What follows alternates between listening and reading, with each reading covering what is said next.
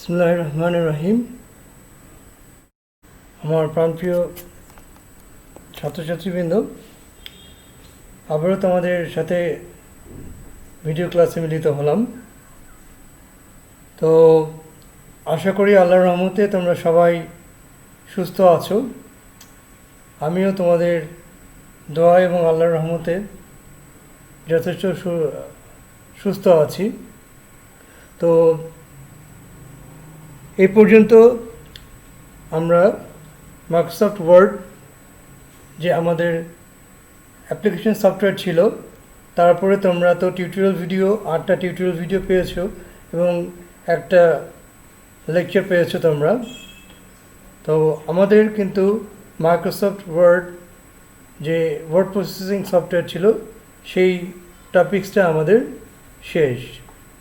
আজকে আমরা একটা নতুন চ্যাপ্টার আর তোমাদের সিলেবাসে দেখবা ইউনিট আছে নাম্বার 10 ইউনিট নাম্বার 10। আমি এখানে বোর্ডে লিখে দিয়েছি, দেখো ইউনিট 10 চ্যাপ্টার 10।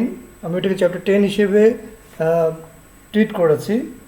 এখানে যে টপিকসটা আছে দেখো, using application programs for spreadsheet.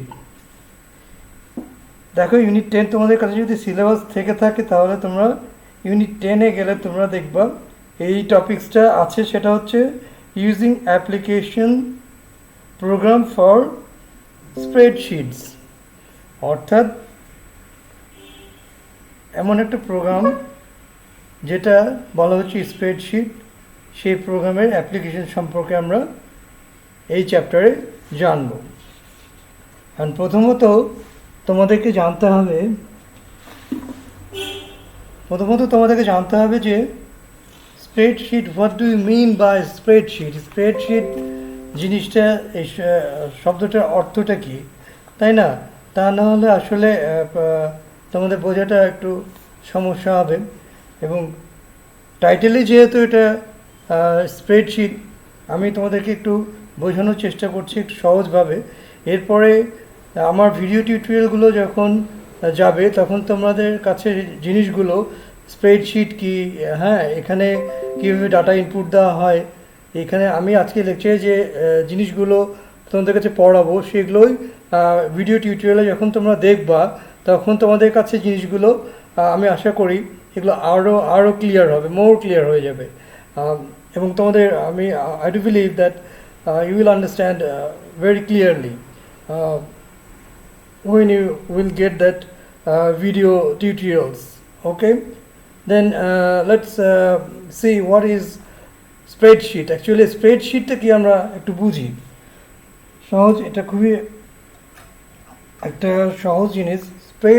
Spreadsheet মানে, স্প্রেড মানে তো তোমরা বুঝো যেটাকে প্রসারিত করা যায়, স্প্রেড করা যায়। হ্যাঁ, এরকম একটা শিটকে বলা হচ্ছে যে স্প্রেডশিট। এটা কি একটা ইলেকট্রনিক স্প্রেডশিট আমরা কাগজেও তৈরি করতে পারি। হ্যাঁ, এটা হচ্ছে যেহেতু আমরা এটা কম্পিউটার ইউজ করছি, একটা সফটওয়্যার দ্বারা ইউজ করছি, তাই এটাকে বলা হচ্ছে একটা ইলেকট্রনিক স্প্রেডশিট। তো স্প্রেডশিটটা কি তার একটু তোমাদেরকে আমি দেখিয়ে দিই।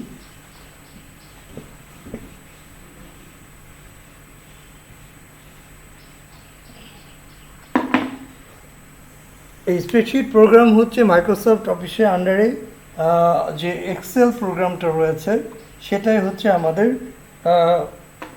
স্প্রেডশিট। এটা নিয়েই আমাদের মূলত কাজ করতে হবে। এটা ফাইনালি আমি তোমাদেরকে কিছু ইন্ডাক্টরি বলি যে এটা খুব চমৎকার একটা সফটওয়্যার। এই সফটওয়্যার দিয়ে অনেক ধরনের কাজ করা যায়, বিশেষ করে ডাটাবেস রিলেটেড যে কাজগুলো, সেই কাজগুলো এই সফটওয়্যার দ্বারা খুব স্মুথলি করা যায়। এবং এখানে হিউজ পরিমাণ, সাধারণত এই সফটওয়্যারটা ইউজ হয় যখন হিউজ পরিমাণে ডাটা নিয়ে তুমি কাজ করবে, সেই ধরনের কাজের ক্ষেত্রে সাধারণত আমাদের এই এক্সেল সফটওয়্যারটা বেশি ইউজ হয়।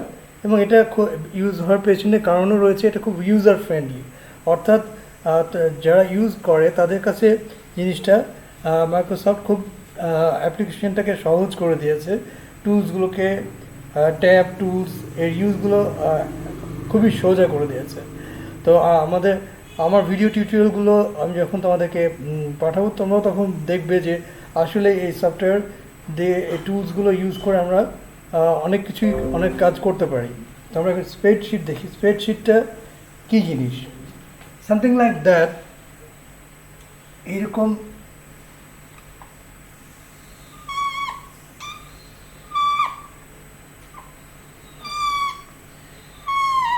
এরকম একটা শিট থাকে যার মধ্যে এরকম কলাম থাকে,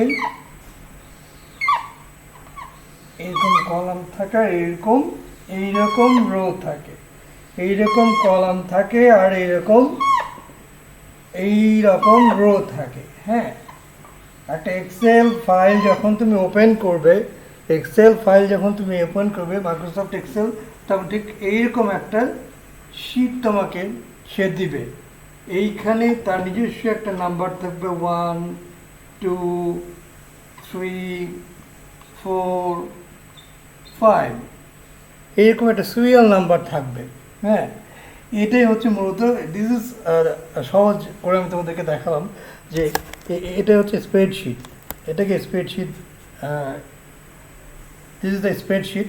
তোমরা যখন এক্সেলে কোনো একটা ফাইল ওপেন করবে, তখন এরকম একটা শিট তোমাদের সামনে এসে উপস্থিত হবে। হ্যাঁ, তো এই স্প্রেডশিটের এই এই বক্সগুলোতে, অর্থাৎ এই যে কলাম, এই কলামের প্রত্যেকটা রোতে তুমি ডাটা ইনপুট করতে পারবে। অর্থাৎ তুমি যেটা নিয়ে কাজ করতে চাও সেটা হতে পারে সংখ্যা, হতে পারে কোনো নাম। হ্যাঁ, এইখানে হয়তো আরেক ধরনের ডাটা তুমি ইউজ করতে পারো, তার বয়স, এখানে নাম দিলা, এখানে বয়স দিলা, অ্যাড্রেস দিলা। এই যে এই ধরনের কাজ, এই ধরনের অনেক অনেক বড় ডাটাবেস যখন তৈরি করা হয়, সাপোজ ধরো এখন যে করোনা ভাইরাসটা আমাদের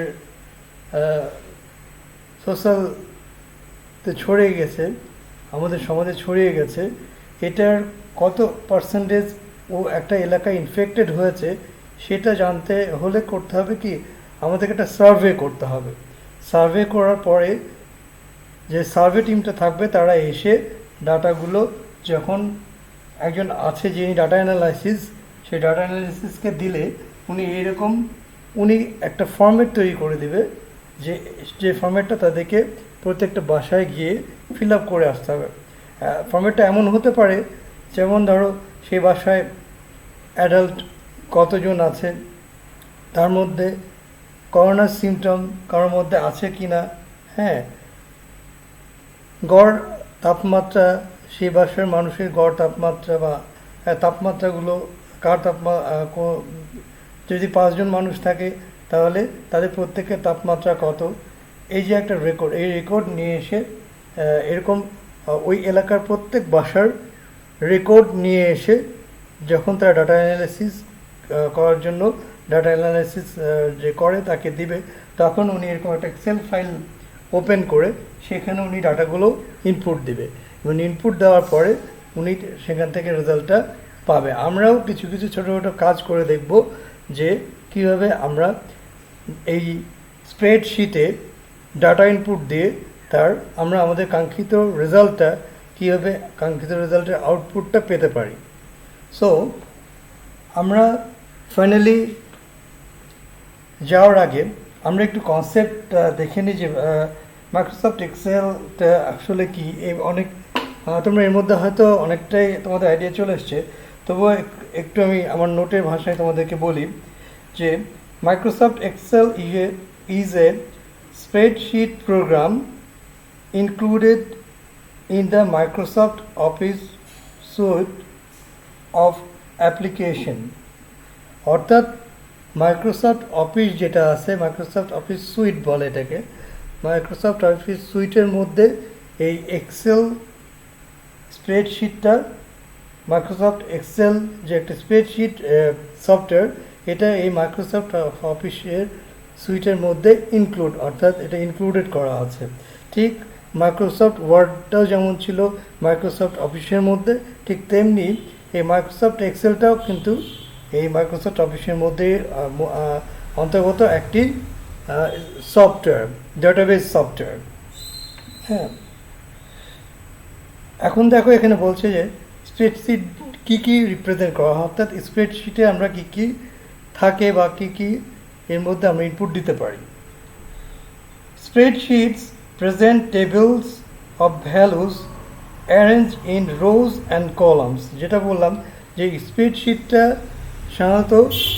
সাধারণত এখানে এই যে এই কলাম এবং রো সম্মিলিত একটা ইলেকট্রনিক শিট, যেখানে সাধারণত যেটা নিয়ে আমরা অ্যানালাইসিস করব সেই ডাটাগুলোর ভ্যালুগুলো সাধারণত এইখানে ইনপুট দেওয়া হয়।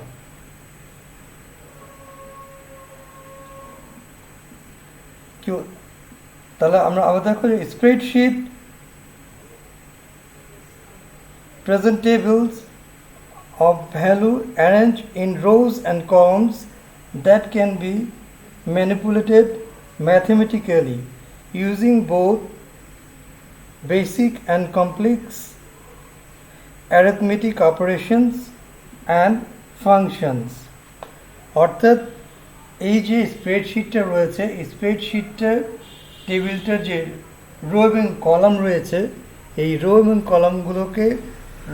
কলামগুলোতে আমরা আমাদের ডাটাগুলোকে ইনপুট দিয়ে সেগুলোকে ম্যানিপুলেট, অর্থাৎ সেগুলোকে বিভিন্নভাবে ব্যবহার করে আমরা বিভিন্ন রকমের কাজ এখানে এই স্প্রেডশিটের মাধ্যমে করতে পারি, এটাই এখানে বোঝানো হয়েছে। এখন দেখো কোন কোন অপারেটিং সিস্টেম এই মাইক্রোসফট এক্সেলটা, এই সফটওয়্যারটা কোন কোন অপারেটিং সিস্টেমের জন্য চলে বা কোন কোন অপারেটিং সিস্টেমের এই মাইক্রোসফট কোন অপারেটিং সিস্টেম এই এক্সেল সফটওয়্যারটাকে চালাইতে সক্ষম। সেটা হচ্ছে ফার্স্ট অফ অল, যেহেতু মাইক্রোসফট নিজেদেরই তৈরি, সুতরাং উইন্ডোজ অপারেটিং সিস্টেমে এটা অবভিয়াসলি চলে, এটা কোনো দ্বিধাই নেই।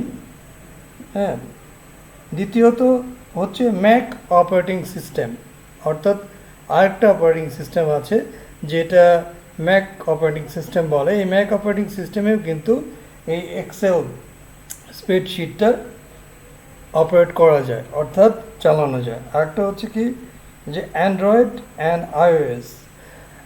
তোমাদের যারা স্মার্টফোন ইউজ করো তাদের আমি জানি না তোমাদের ইনস্টল করা আছে কি না। মাইক্রোসফট অফিস কিন্তু অ্যান্ড্রয়েড যে ফোনগুলো আছে সেই ফোনগুলোতেও কিন্তু মানে ডাউনলোড করে নেওয়া যায়, বা ইনবিল্ট অবস্থাও অনেক সময় যখন তোমরা নতুন কিনবে তখনও কিন্তু ইনবিল্ট থাকে। আমার কিন্তু অনেক পুরনো মডেল, যদিও স্যামসাং গ্যালাক্সি J7, সেটার মধ্যেও কিন্তু মাইক্রোসফট অফিস আছে, এবং সেখানে আমি এই ওয়ার্ড, এক্সেল, পাওয়ার পয়েন্ট এই সব সফটওয়্যারগুলো কিন্তু আছে, এবং আমি যদি ইচ্ছা করি তাহলে আমার কম্পিউটার থেকে আমি সেটা ট্রান্সফার করে আমি আমার যে অ্যান্ড্রয়েড ফোনটা রয়েছে সেখানে আমি ট্রান্সফার করে নিতে পারি, এবং সেই অ্যান্ড্রয়েড ফোন থেকে আমি আবার যদি ইচ্ছে করি যে প্রজেক্টরের মাধ্যমে আমি ক্লাস নেব, সেটাও কিন্তু সেই সুবিধাটাও রয়েছে। তারপর দেখো নেক্সটে কি আসছে, যে আমরা এখন দেখি যে এর ভার্সনগুলো, এই মাইক্রোসফট এক্সেল প্রথম ভার্সনটা কত ছিল এবং লাস্ট ভার্সনটা কি আছে এবং কত সালে সেটা রিলিজ দিয়েছে মাইক্রোসফট। দেখো, Microsoft Excel was first released for Macintosh system in 1985। আমি বলে রাখি এটা যে দেখো যে এক্সেলটা সর্বপ্রথম 1985-এ রিলিজ হয় কোন অপারেটিং সিস্টেমের জন্য? ম্যাক অপারেটিং সিস্টেমের জন্য। এটার কারণ কি জানো? ইউরোপ বা আমেরিকায় তুমি সার্ভে করে দেখতে পাবে, বা তোমার যদি কোনো আত্মীয় স্বজন থেকে থাকে এই ইউরোপ বা আমেরিকান কান্ট্রিতে, তাহলে কিন্তু ওখানে তুমি উইন্ডোজ অপারেটিং সিস্টেমের তোমার কম্পিউটার, যে কম্পিউটারগুলো তারা রান করে বা ইউজ করে, সেগুলোতে উইন্ডোজ অপারেটিং সিস্টেম তারা খুব কম ইউজ করে। ম্যাক্সিমামই ম্যাক অপারেটিং সিস্টেম তারা ইউজ করে অভ্যস্ত। সে কারণেই মাইক্রোসফট তাদের বিজনেসের জন্য প্রথমে তারা ম্যাক অপারেটিং সিস্টেমের জন্যই এই মাইক্রোসফট এক্সেলটা প্রথম ভার্সনটা তারা রিলিজ করে 1985-এ। এখন বলছে দেখো, followed by the first Windows version in 1987, the following is the list of Excel release for Windows. এরপরে উইন্ডোজের জন্য যে এক্সেলের যে বিভিন্ন ভার্সনগুলো রিলিজ হয়েছে সেগুলো এখানে একটা আমি চেষ্টা করেছি একটা লিস্ট আকারে তোমাদের কাছে তুলে ধরতে। এটা জানা থাকলে সুবিধা হবে, যেটা যে যদি কেউ তোমাকে সেটা হতে পারে ভাইভাতেও হতে পারে, বা যখন তুমি ইন্টারভিউয়ে যাবা সেখানে যদি যখন তোমাদের কোর্সের মধ্যে যেহেতু এই সফটওয়্যারটা আছে, তারা হয়তো জিজ্ঞাসা করতে পারে যে মাইক্রোসফট এক্সেলের যে ফার্স্ট ভার্সন সেটা ছিল কত এবং কোন সালে সেটা রিলিজ হয়েছিল। তো সেই কারণেই আমার এইটা দেওয়া তোমাদের কাছে। হ্যাঁ, দেখো, প্রথম যে ভার্সনটা উইন্ডোজের জন্য, উইন্ডোজ অপারেটিং সিস্টেমের জন্য তারা যে প্রথম ভার্সনটা ছেড়েছিল সেটা ছিল এক্সেল 2.0। এক্সেল 2.0 1987-এ তারা প্রথম উইন্ডোজের অপারেটিং সিস্টেম চালানোর জন্য মাইক্রোসফট এক্সেল তারা রিলিজ করে, যার ভার্সন ছিল 2.0। এর পরবর্তীতে দেখো ধীরে ধীরে তারা তারপরে 3.0 যেটা, সেটা বেশ কিছু সময় তারা নিল, 3 বছর প্রায়, 1990-তে তারা নেক্সট ভার্সনটা রিলিজ করলো। এর কারণ হলো 1987-এ যে ফিচারগুলো ছিল তার থেকে আরও বেশ কিছু ডেভেলপ ফিচার তারা ইনক্লুড করলো। এই জন্য এই 3 বছর সময় নিল তারা এই ডেভেলপমেন্টের জন্য। এটা তাদের একটা বিজনেস পলিসি। হ্যাঁ, কেননা যত বেশি তোমার ফিচার বাড়াবে, যত বেশি তোমার সফটওয়্যারটাকে ইউজার ফ্রেন্ডলি করতে পারবে, তত হবে কি তত বেশি ইউজার বাড়বে, এবং ইউজার বাড়লে সেটার সেলসটা স্বাভাবিকভাবেই কিন্তু বাড়বে। আমরা সৌভাগ্যবান বলবো একদিক দিয়ে যে এই সফটওয়্যারগুলো মাইক্রোসফট অফিস বা উইন্ডোজ 10 আমি যেটা ইউজ করছি সেটা আমি বাংলাদেশে এই রাজশাহীতে বসে আমি 80 টাকা বা 100 টাকা খরচ করলে একটা সিডিতেই আমি এই অপারেটিং সিস্টেমটা পেয়ে যাচ্ছি। কিন্তু অ্যাকচুয়ালি যদি তুমি ইউরোপ বা আমেরিকায় থাকো তাহলে কিন্তু তোমাকে মানে তাদের যে কোম্পানি যে রেট, সেই রেটেই তোমাকে কিনতে হবে। অর্থাৎ এক একটা এরকম উইন্ডোজ যেটা আছে মাইক্রোসফট উইন্ডোজ 10, এটার বাংলাদেশেও এখন অরিজিনাল ভার্সনটা পাওয়া যায়। এটার অ্যাকচুয়াল প্রাইস প্রায় 8 থেকে 10,000 টাকা। হ্যাঁ, তো এদিক দিয়ে আমরা বলবো যে উই আর লাকি এনাফ যে আমাদের মতো একটা কান্ট্রিতে, যেখানে আমাদের এক একজন মানুষের গড় আয় খুবই কম, মাথাপিছু আয় খুবই কম, সেখানে আমরা যে এই অপারেটিং সিস্টেমগুলো, এই সফটওয়্যারগুলো ইউজ করতে পারছি, এটা একটা মানে সৌভাগ্য আমাদের জন্য, একটা অত্যন্ত ভাগ্যবান আমরা বলবো। হ্যাঁ, তা না হলে হয়তো আমরা এই টেকনোলজিগুলো থেকে কিন্তু ডিপ্রাইভড হতাম। দেন দেখো এক্সেল, তারপরে ভার্সনটা তারা 2 বছর পরে বের করলো এক্সেল 4.0, যেটা তারা মাইক্রোসফট অফিস 3.0-র মধ্যে তারা সেটাকে ইনক্লুড করে দিল। হ্যাঁ, এরপরের ভার্সন ছিল 4.0, যেটা রিলিজ হচ্ছে 1993, 1 বছর পরে, এবং এটা মাইক্রোসফট অফিস 4.0-র মধ্যে তারা ইনক্লুড করে দিল।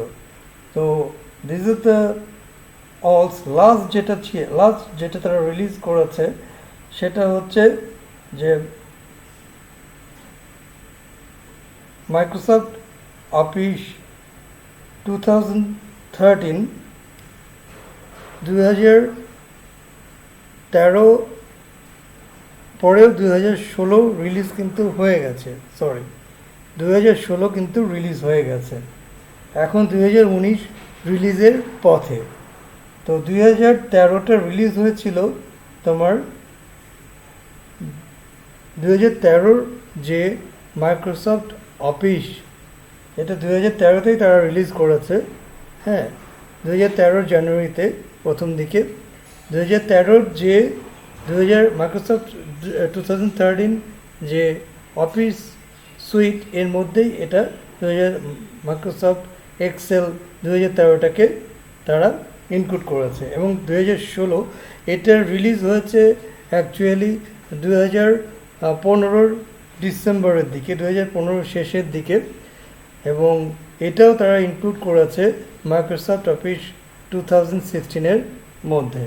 এই গেল আমাদের অফিস এক্সেলের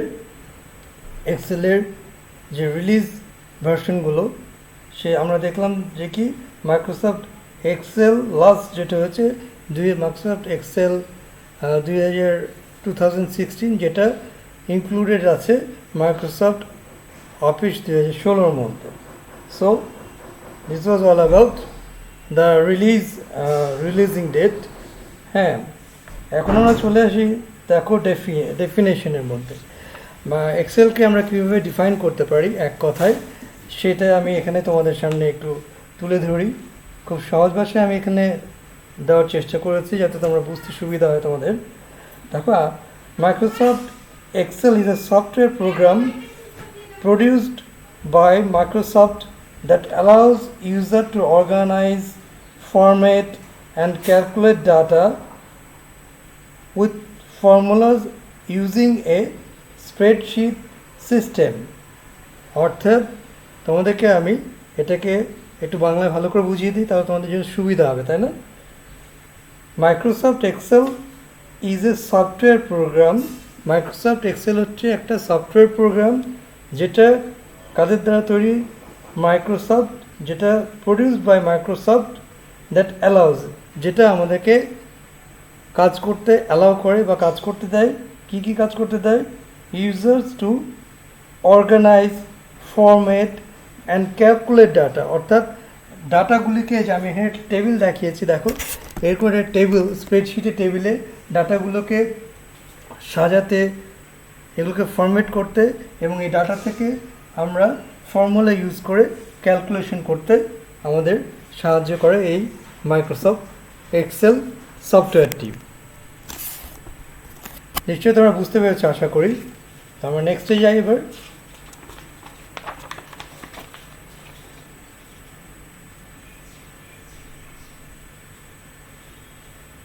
এখন দেখো নেক্সটে যেটা আমরা আমরা জানলাম যে মাইক্রোসফট এক্সেলটা কি, এটা দিয়ে কী কাজ হয়। এখন আমি আরও একটু বিস্তারিত যাব ডেফিনেশনের মধ্যে। তো তোমাদেরকে অল্প করে বললাম যে এগুলো করা যায়। এখন আমরা একটু বিস্তারিত জানবো যে ইউজেস অফ মাইক্রোসফট এক্সেল। হ্যাঁ, মাইক্রোসফট এক্সেলের ব্যবহারটা কী। নাম্বার 1 দেখো, Microsoft Excel is an electronic spreadsheet program. আমি তোমাদেরকে ক্লাস শুরুর আগেই কিন্তু বলে দিয়েছি যে স্প্রেডশিট মানে হচ্ছে যেটা একটা শিট, রো এবং কলাম মিলে তৈরি একটা শিট, যেটাকে প্রসারিত করা যায়। ঠিক সেরকমই একটা শিট যখন আমরা কম্পিউটারে ইউজ করছি, সেটাকে আমরা কি বলবো? Electronic spreadsheet. এখানে সেটাই বলা হয়েছে। দেখো যে Microsoft Excel is an electronic spreadsheet program that is used for, যেটা ব্যবহৃত হয় কি কাজে ব্যবহৃত হয়? দেখো, storing, organising and manipulating data in a tabular format. অর্থাৎ ডাটা, আমরা যে তথ্য উপাত্ত আছে, বাংলা ভাষায় যদি বলা হয় ভালো বাংলায় ডাটাকে সাধারণত তথ্য বলা হয়। এই তথ্যগুলোকে সংরক্ষণ করা, হ্যাঁ, এগুলোকে সাজানো এবং এগুলো থেকে বিভিন্ন ধরনের রেজাল্ট নিয়ে আসা, এই সবগুলোই করা যায় আমাদের এই মাইক্রোসফট এক্সেল স্প্রেডশিটের মাধ্যমে। এটা মাইক্রোসফট এক্সেল স্প্রেডশিটের এক নম্বর হচ্ছে সুবিধা বা ইউজ, বেশিরভাগ ইউজই হয় এই কাজগুলো করার জন্য। 2 নম্বর দেখো, it is usually used in performing a large variety of computation on the data। আমি তোমাদের ক্লাস শুরুর আগেই কিন্তু বলেছিলাম যে বড় বড় ডাটা অ্যানালাইসিসের ক্ষেত্রে সাধারণত এই এক্সেল প্রোগ্রামটা সবচেয়ে বেশি ইউজ হয়। একটু আগে তোমাদেরকে বললাম যে এই যে করোনা ভাইরাস, এই করোনা ভাইরাস একটা এলাকায় কত পার্সেন্টেজ মানুষ ইনফেক্টেড হয়েছে সেটা যদি আমরা জানতে চাই, তাহলে সেখান থেকে আমাদেরকে প্রথমে কী করতে হবে, ডাটা কালেক্ট করতে হবে। ডাটা কালেক্ট করার পরে আমরা যদি এরকম মাইক্রোসফট এক্সেল স্প্রেডশিট ইউজ করে সেই ডাটাগুলোকে যদি আমরা ইনপুট দিলে আমাদের একটা পার্সেন্টেজ কিন্তু এখানে আমরা পাবো। এটা ফর্মুলা দেওয়া আছে এখানে, এবং টুলস থেকেও সেটা করা যায়। আমি তোমাদেরকে ভিডিও টিউটোরিয়ালটা যখন পাঠাবো, এরকম কিছু উদাহরণ তোমাদেরকে আমি সেই ভিডিও টিউটোরিয়াল তোমরা দেখলেই তোমরা এই ক্লিয়ার হয়ে যাবে, ঠিক আছে। এখন দেখো number 3, it is electronic spreadsheet application used to display and operate numerical data। অর্থাৎ নিউমেরিক্যাল এবং টেক্সট এই দুটো তোমাদেরকে কিন্তু একটু বুঝতে হবে। Text means ABCDEFG, this are the text, হ্যাঁ। আর নিউমেরিক্যাল ডাটা হচ্ছে numerical value 1 2 3 4 5 6 up to 0, 1 to 0 যে নাম্বারগুলো আছে এগুলো হচ্ছে নিউমেরিক্যাল ভ্যালু বা নিউমেরিক্যাল ডাটা। তো স্প্রেডশিটের সুবিধা হচ্ছে, মাইক্রোসফট এক্সেলের সুবিধা হচ্ছে এই 2 ধরনের ডাটাই তুমি এখানে ইনপুট দিতে পারবা, অর্থাৎ টেক্সটও দিতে পারবা, নিউমেরিক্যাল ডাটাও তুমি দিতে পারো। তবে হ্যাঁ, একটা কথা, তুমি যদি রেজাল্ট নিতে চাও তাহলে কিন্তু নিউমেরিক্যাল ডাটার রেজাল্টটা পাবা। টেক্সটের যে ডাটাগুলো তুমি এখানে বসাবা, ধরো এই যে এইখানে স্প্রেডশিটটা আছে, আমি তোমাদেরকে দেখিয়েছি। এই স্প্রেডশিটে তুমি যে নাম দিলা হয়তো এক জায়গায়, তার বয়স দিলা এক জায়গায়, সেক্ষেত্রে বয়সের একটা অ্যাভারেজ যদি তুমি জানতে চাও সেটা তুমি পাবা। কিন্তু তুমি 10টা নাম দিলা, এই 10টা নামের এগেনস্টে তুমি কিন্তু কোনো রেজাল্ট পাবা না। This are the facts. Number 4 দেখো, it features a number of applications such as calculation and graphing। এর কতগুলো ফিচার আছে যার মাধ্যমে আমি আগেও বলেছি যে ক্যালকুলেশন করা যায়, অনেক ডাটা ক্যালকুলেশন করা যায় এবং এখান থেকে গ্রাফ জেনারেট করা যায়। বিভিন্ন ধরনের গ্রাফ, সেই তোমার ডাটা দিয়ে বিভিন্ন ধরনের গ্রাফ তৈরি করা যায়। গ্রাফ হচ্ছে এমন একটা জিনিস যেটা দেখে যেটা তোমার একজন রিভিউয়ার যদি তোমার কোনো অ্যাসাইনমেন্ট দেখে, সেই অ্যাসাইনমেন্টে তোমার যে ডাটাগুলো আছে সেই ডাটাগুলোকে যদি তুমি গ্রাফিক্যাল প্রেজেন্ট করো, সেই গ্রাফ দেখেই কিন্তু সে বুঝবে যে তোমার ডাটাতে কী ছিল এবং তার রিপ্রেজেন্টটাই তোমার সেই গ্রাফটা করবে। তো এখানে এই মাইক্রোসফট এক্সেলের দ্বারা কিন্তু সুন্দর সুন্দর গ্রাফ তৈরি করা যায় ডাটা ইউজ করে। তারপর দেখো number 5, it allows us to keep information in a table form. এই যে স্প্রেডশিট, এটা আমাদেরকে সাহায্য করে বা অ্যালাউ করে ডাটাটাকে একটা টেবিল ফর্মেটে রাখতে। দেখো আমি যে ছবিটা আঁকিয়েছি, এটা টেবিলের মতো না, এই টেবিলে তুমি ডাটা ইনপুট দিলে এটা টেবিলের ফর্মে ডাটাটা তোমার সংগৃহীত হয়ে থাকবে, ঠিক আছে। I think তোমরা বুঝতে পেরেছো। And last of all, number 6, it is handy when performing calculation। এটা তোমাদেরকে আগেই বলেছি যে মাইক্রোসফট এত সহজ এবং এত ইউজার ফ্রেন্ডলি করে তৈরি করেছে এই মাইক্রোসফট এক্সেলকে, যে এটা খুবই হ্যান্ডি, এই জন্য এটাকে বলা হয়েছে হ্যান্ডলি, হ্যাঁ, মানে খুবই সহজ। হোয়েন পারফর্মিং ক্যালকুলেশন, অর্থাৎ তুমি যখন কোনো ক্যালকুলেশন করবা এই সফটওয়্যারটার মাধ্যমে, এটা তুমি খুব সহজেই করতে পারবা। এটাও তোমরা আমার যখন ভিডিও টিউটোরিয়ালগুলো পাবা দেখবা যে কত সহজে তোমার অ্যাভারেজ, বিভিন্ন তোমার স্ট্যাটিস্টিক্যাল অ্যানালিসিসে যে ব্যবহার হয়, মিন, মোড, মিডিয়ান, কত তাড়াতাড়ি 1 মিনিটের মধ্যে 100টা ডাটার একটা অ্যাভারেজ বের করে ফেলা যায়। সো নাও নেক্সটে আমরা চলে আসি যে function of MS Excel. MS এক্সেলের মধ্যে ইনবিল্ট কী কী ফাংশন রয়েছে এবার আমরা একটু দেখি যে কী কী ইনবিল্ট ফাংশন রয়েছে। হ্যাঁ, Microsoft Excel has ability to host spreadsheet up to million rows by 16,000 column. এটা কিন্তু একটা বিশাল ব্যাপার। দেখো স্প্রেডশিটটা তোমার প্রায় 1 লক্ষ রো, 1 লক্ষ কলাম।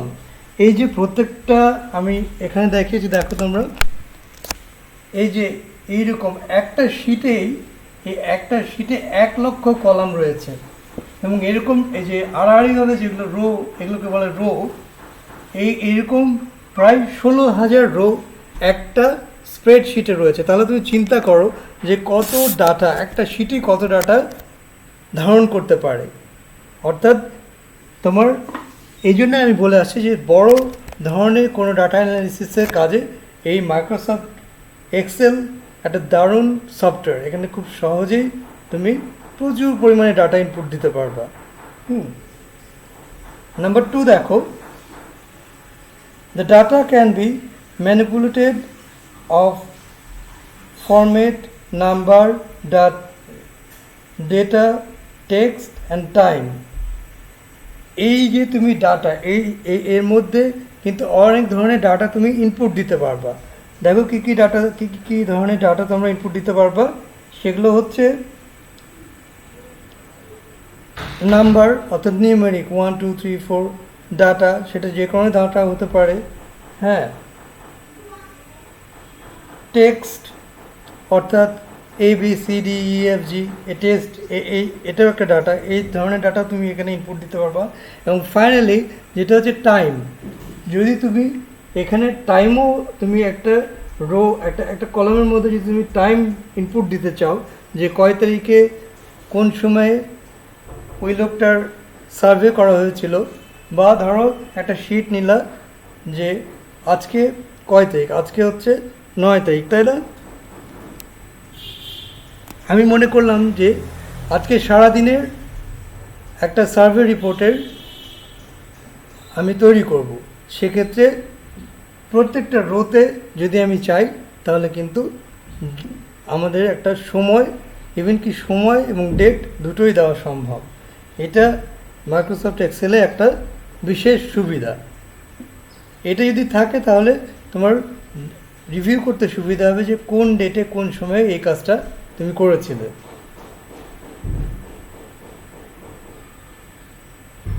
আরও কিছু ফাংশন আছে, দেখো ম্যাথমেটিক্যাল কিছু ফাংশন এখানে এই সফটওয়্যার দিয়ে করা যায়। সেটা হচ্ছে there are over 15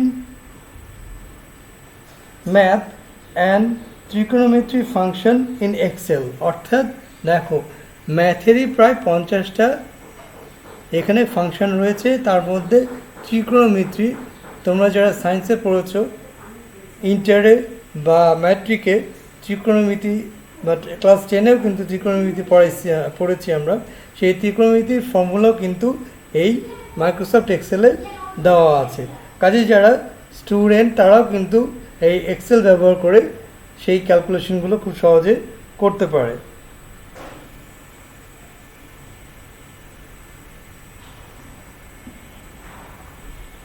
chart, number 3 chart. দেখো চার্ট, আমি চার্টের কথা আগে বলেছি যে এই ডাটাগুলো ইউজ করে আমরা খুব সুন্দর সুন্দর চার্ট তৈরি করতে পারি।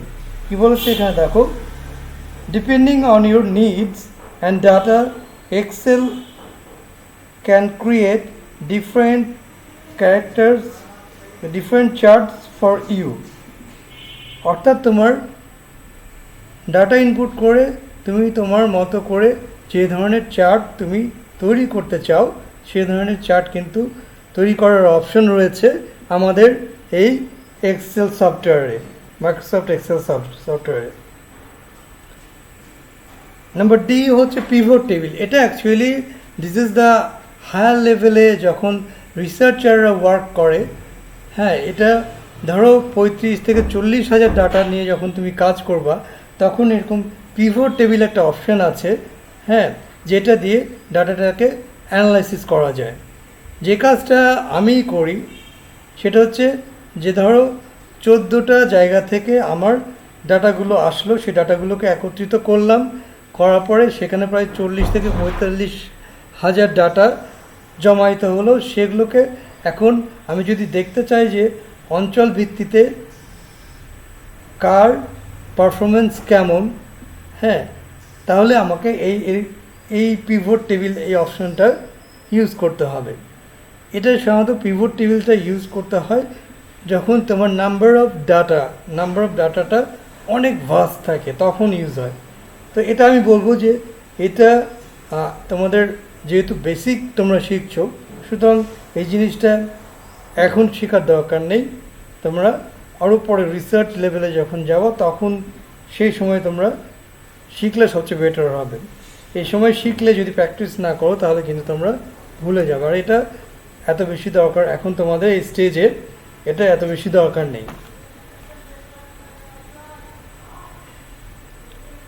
আরও আছে ম্যাক্রোজ। এটাও আমি বলবো যে অ্যাডভান্স লেভেলে যদি তুমি কাজ করতে চাও, এটার কাজ কি দেখো, macros show user to create customized program to automate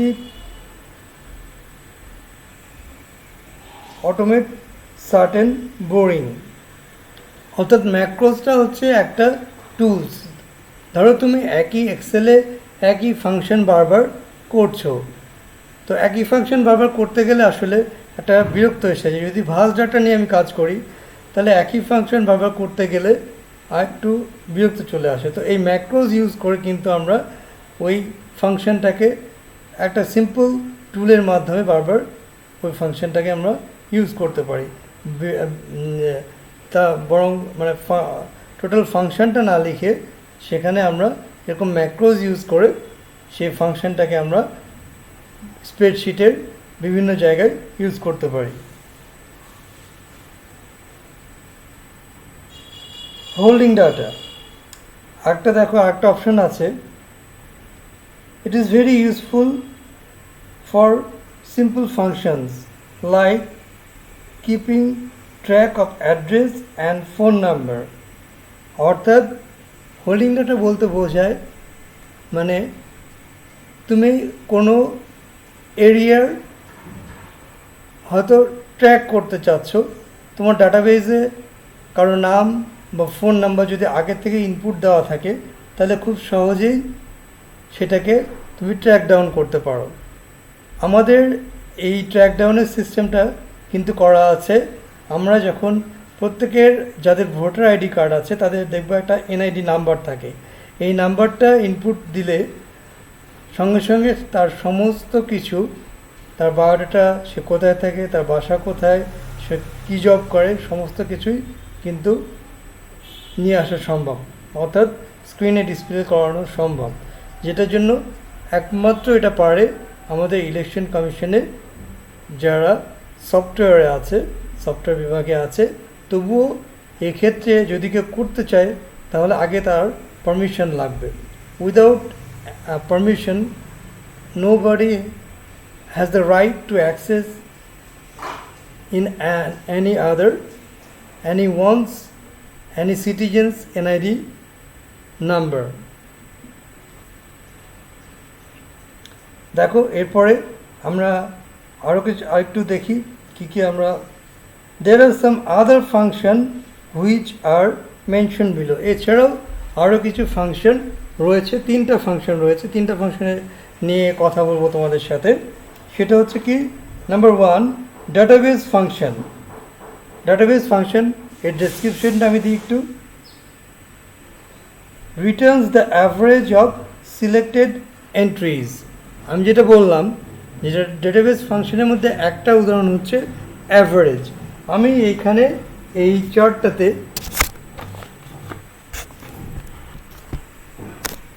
আমি এই চার্টটাতে কিছু মানুষের নাম লিখলাম, তাদের বয়স লিখলাম, হয়তো 50 জনের নাম, 50 জনের বয়স লিখলাম। এখন আমি এই 50 জনের বয়স থেকে একটা গড় বয়স বের করতে চাই, অর্থাৎ অ্যাভারেজ একটা বয়স বের করতে চাই। এই জন্য কিচ্ছু না, ছোট্ট একটা অপশান, একটা টুলস আছে, অ্যাভারেজ টুলস আছে। এটাকে পুরো কলামটাকে সিলেক্ট করে অ্যাভারেজটাতে ক্লিক করলেই সেখানে নিচে অ্যাভারেজ বয়সটা চলে আসবে, অর্থাৎ ওই 50 জনের অ্যাভারেজ বয়সটা ওখানে শো করবে। এভাবে খুব সহজেই আমরা কিন্তু এক্সেল ইউজ করে যে কোনো নাম্বার অফ ডাটার আমরা অ্যাভারেজ কিন্তু খুব সহজেই বের করতে পারি। দ্বিতীয় দেখো, ডেট টাইম ফাংশন। তোমাদেরকে এর আগেও বলেছি যে ডেট টাইম ফাংশনটা আমি আরেকটু এখানে ইলাবোরেটলি বলি। ডেট, প্রথমে দেখো বলছে date, return the serial number of particular date, অর্থাৎ এই আমি আবার দেখাই চারটা।